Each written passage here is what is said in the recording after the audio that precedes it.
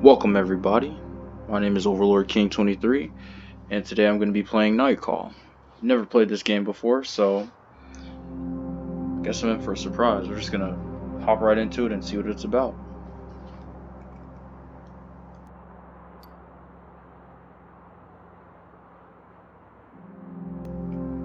Oh cool, you can free roam.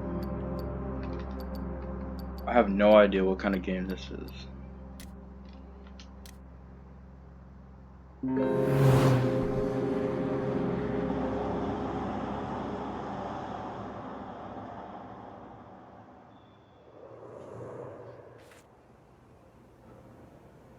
So I get to choose? That's cool. Make sure captions are on.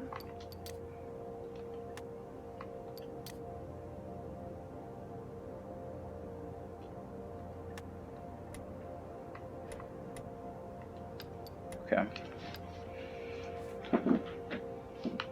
Let's see. The Judge, the Angel of Death, the Sandman, Surprise Investigation. Game will randomly pick an unsolved investigation. Random investigation will randomly pick an investigation no matter if solved or unsolved. Okay. Let's go with random. Not random, but surprise.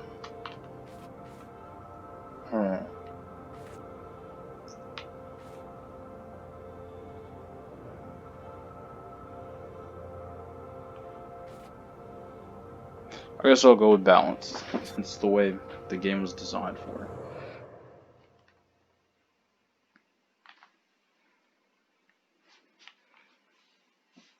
So far this game seems pretty interesting.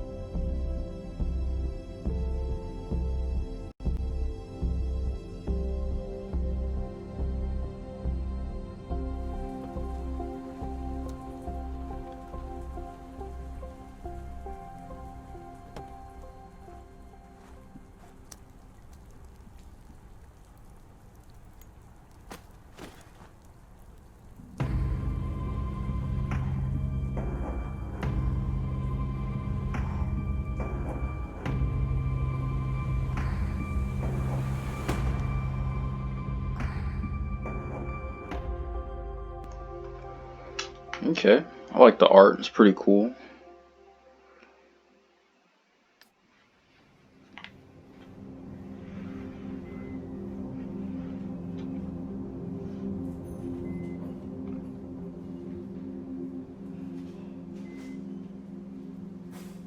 Oh, okay, it's on me.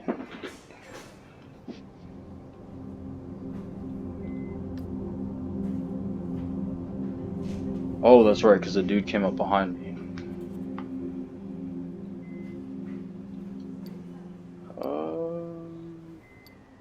I'm not sure I understand, man.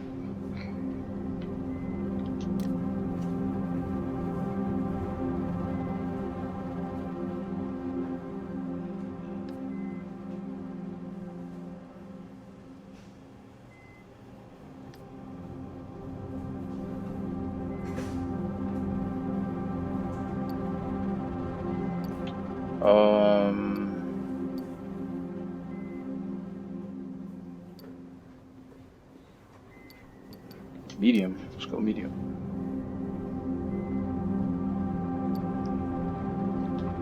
Louder. Yeah, that's good.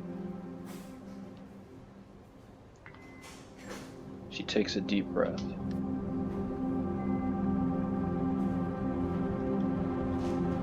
Got knocked out. Spent 2 weeks in a coma. Interesting.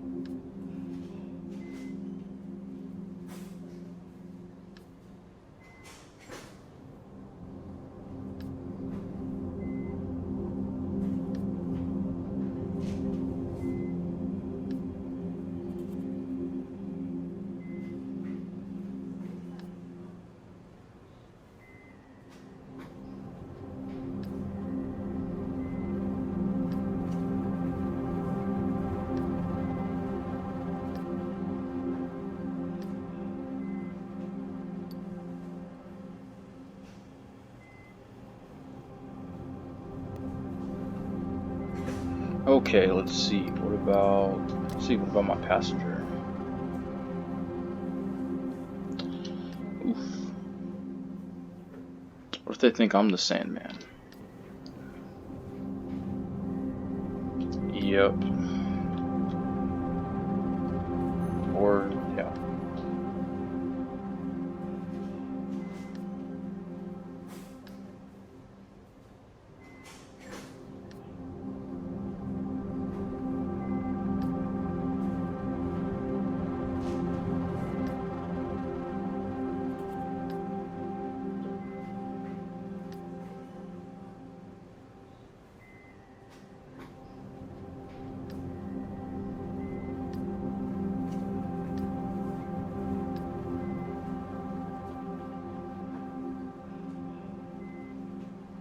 Days go by and a month later.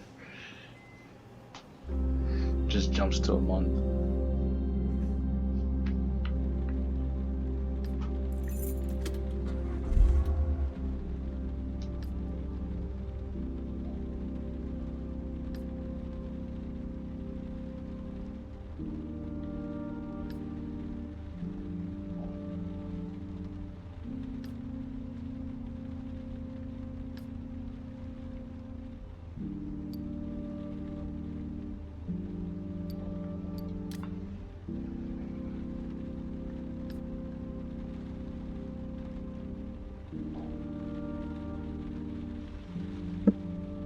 Well, I did just come out of the hospital, and I was in a coma for 2 weeks.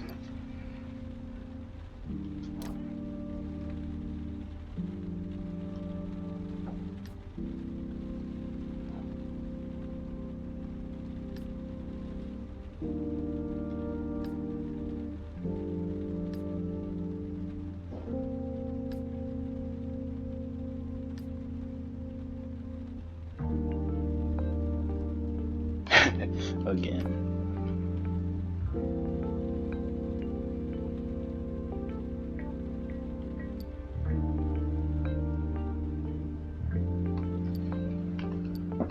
I guess I'll let him go on. See where this goes. I'm not sure if I should read, or if I should just let you guys read. I'll figure it out. I guess I'll try with me reading. But I decided to start a cab fleet with the money he left me to hire the guys from the neighborhood.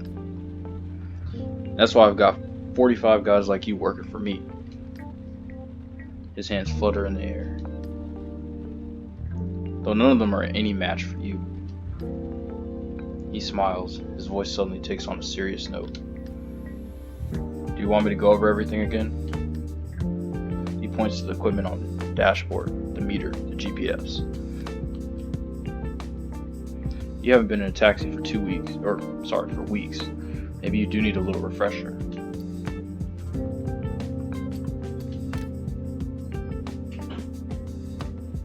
Yeah, go ahead. Alright, right then. Well, first the map. Come on, it's just a tutorial. I think I can get this. No problem.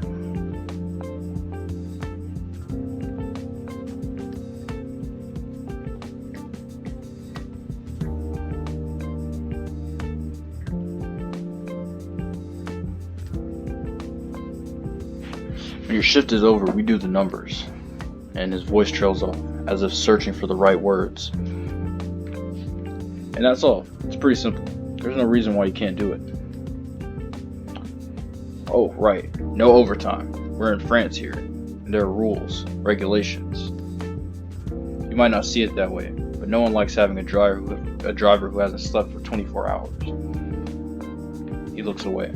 Something's been bothering him since he got to the cab. Anyhow, you know the ropes. You get it. I know you're gonna do a good job.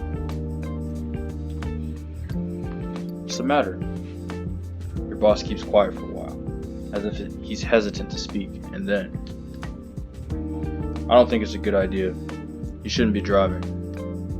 Well, I mean, I gotta make money. The murderer's still out there. We think he's going to come back for you.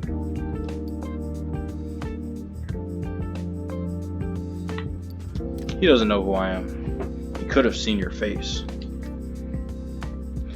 Police are positive he didn't. He attacked from behind. I fell to the ground, and then he took off. Silence. Your eyes lock. He holds your gaze. He wants to believe you, to be on your side. He looks away. Anyway, I'll let you get back to work. Every minute spent in your taxi is a minute lost.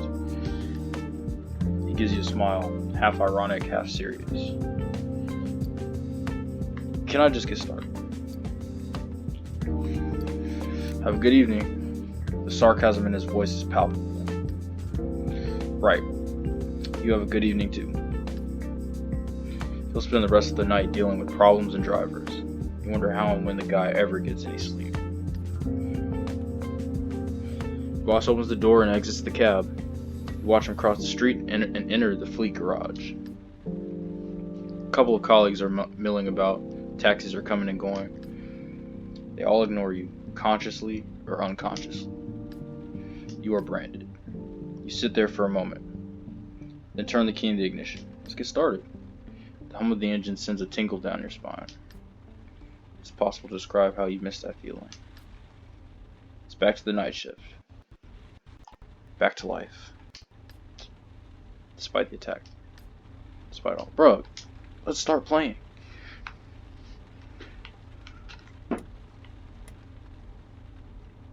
Okay, so I get to pick who I want to pick up. Is that what this is? Let's see. Let's go to the closest person first. Let's go to this dude.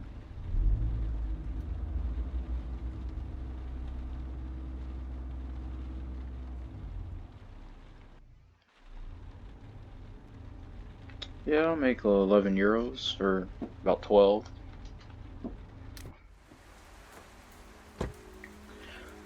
You double park and wait for your next passenger to slide into the back seat. He looks at you like he appreciates you in your taxi. He gives you his address. You start driving. Your passenger doesn't make a sound for the next few minutes of the trip. It doesn't bother you. You have enough on your mind.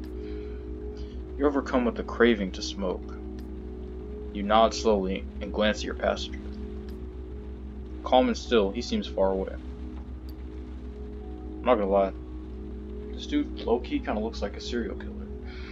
He could be the Sandman. Cold as hell out, huh? Yes, you're right. It is really cold out. He slowly turns his head toward you and gives you an odd look, like he is disappointed you're talking to him. He watches you closely for another minute and turns back to look out the window. Keep your eyes on the road. The silence becomes heavy. All of a sudden you feel a strange sense of camaraderie with your passenger. You look at him quickly in the rearview mirror. He doesn't look familiar at all, and yet it's like you know him. This dude is totally the killer. A second later, an outside light shines on his face at a weird angle. It looks like he's smiling. A few seconds later, you drive down his street. He straightens up a bit. You park in front of the number he gave you. He pays his fare without a word. The door opens slowly, and he smiles at you. You can tell it comes from the bottom of his heart, despite how uptight he is. That's creepy, man. You're a really swell guy. We barely talked. You weren't expecting that. By the time you collect your thoughts, your passenger is already far away. He disappears into a building. A moment goes by before you turn the key in the ignition. Hey, let's go. Tip. Let's take it. Okay, so this game is basically like, is this game an app? Because I could see this being like played on a phone.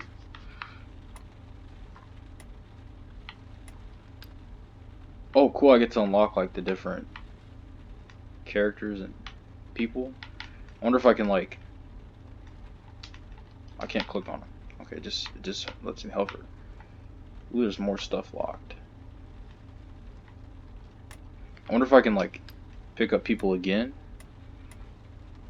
Let's see, I'm here. Let's go here. She's close.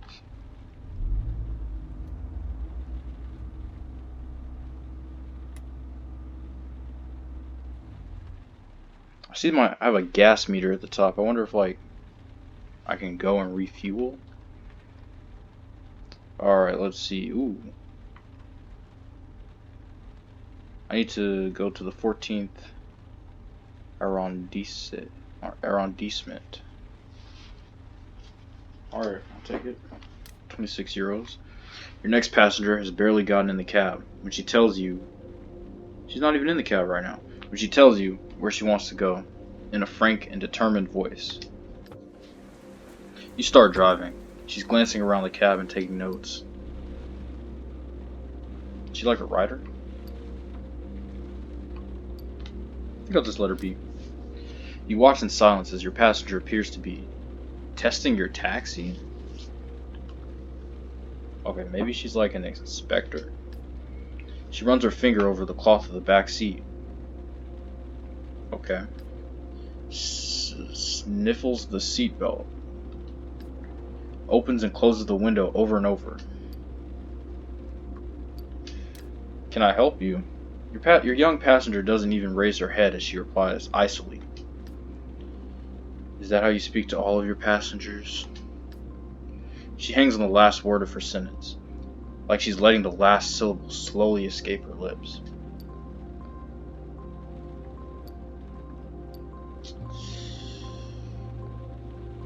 Ooh, I don't want to insult her. I gotta get that tip, man. Oh wait. Yeah, I gotta get that tip. But I don't know, that seems a little weird.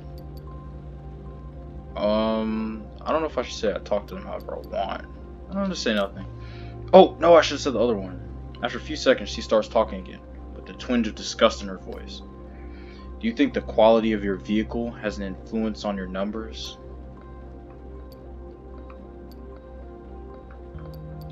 Yeah, I think so. She cuts you off. I need a yes or no answer. The last word slides up with an imaginary question mark. It's still resonating in the cab when she starts her next sentence. It will make analyzing the data from our questionnaire easier. Okay.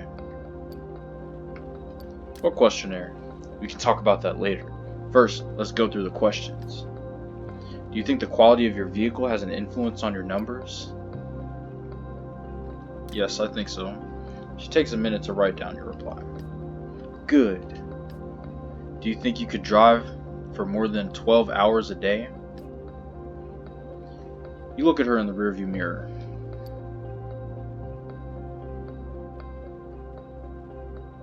Ooh. Dude already said I needed to get sleep, but I mean,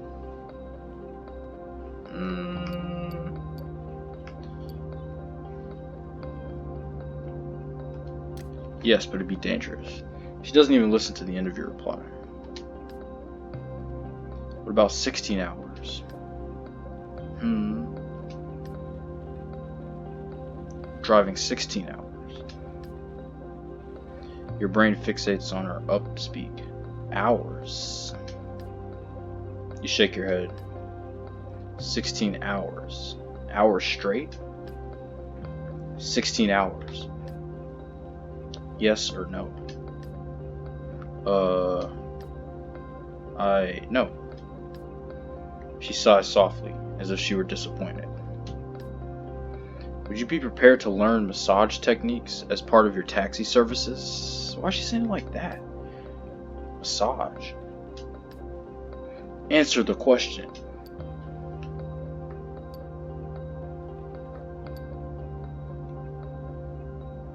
No, I have to drive. She groans. That's inconvenient. What about learning basic psychotherapy? Look, my job is just to get people from point A to point B.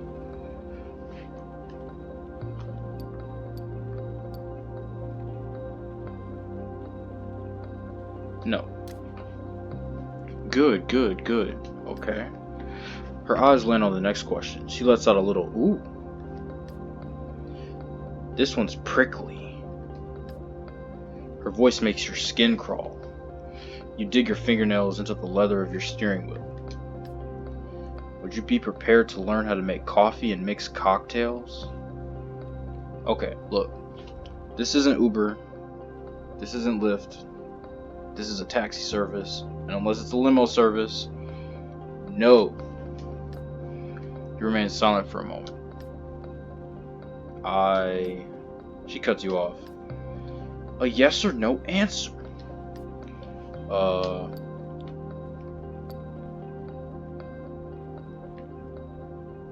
No. Aw, too bad for you then. You're gonna miss out on an amazing opportunity. My idea is based on a very simple concept.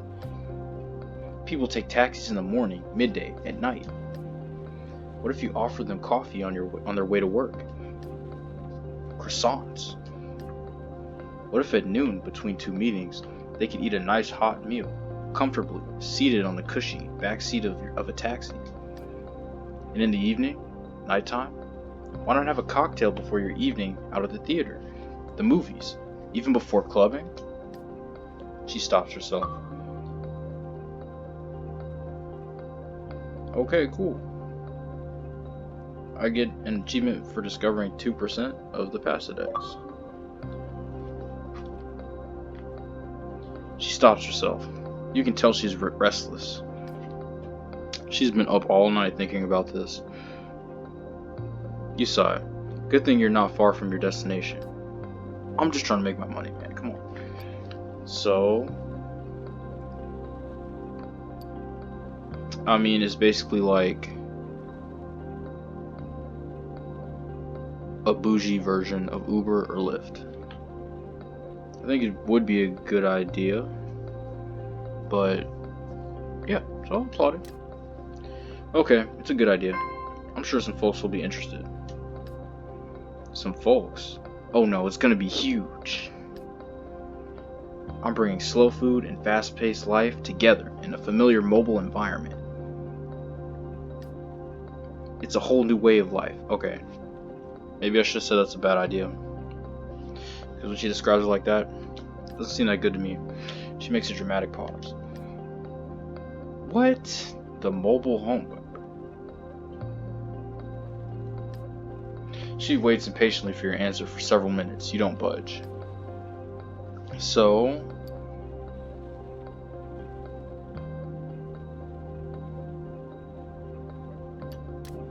mobile home?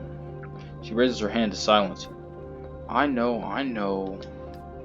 The term exists. But who cares? You should definitely care, because that does not represent your... It's not going to be a good name for branding. That's what disruption is about. Using the old to create something new. Oh, no. No. Your mind fixates on the never-ending raised syllable. And you aren't listening to what she's saying anymore. You've almost reached your destination. You bite your cheek every time you hear that noise come from the back of her throat. Finally, after what seems like forever, you pull up in front of your passenger's address. Get out of my taxi! She's surprised to discover you're already there. Ah! Time flies with you. That's a very important skill, you know. Knowing how to make good conversation is essential. She smiles at you. I suppose you don't accept cryptocurrency? Oh my goodness. I'm not a dumbass. I know what cryptocurrency is. She pays her fare, taking notes all the while. You should invest in a faster card terminal. You could save so much time. She gets out of the car. You hear her continue to walk as she walks around the car.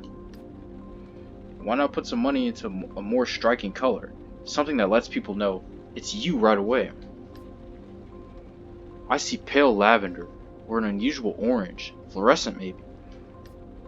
She steps into the sidewalk, and after one last wave, she finally leaves. About time. You stay quiet for a moment. Something is at the back of your mind. Nothing very happy. but at least the notion that you serve a purpose on this planet. Okay. It's a little what? She gonna tip me 78 euros and I listen to her crappy idea? Come on. Cheap. Cheap, cheap, cheap. At least I got paid more though. The door suddenly opens and a woman gets into the back seat. Having a good night? Busted. What kind of name is that? For a second you freeze. One of the cops on the Sandman's case.